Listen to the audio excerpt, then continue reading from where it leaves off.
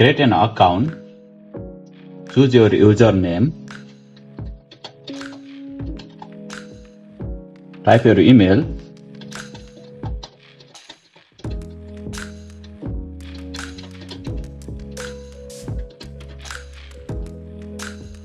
create a password,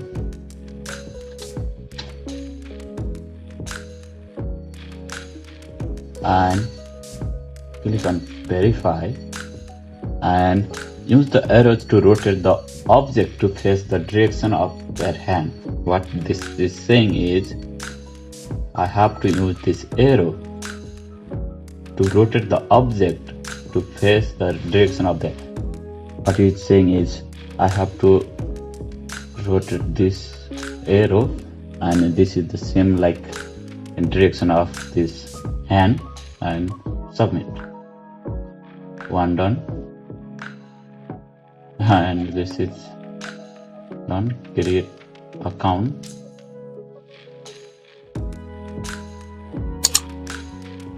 and here is GitHub. Here is your paste.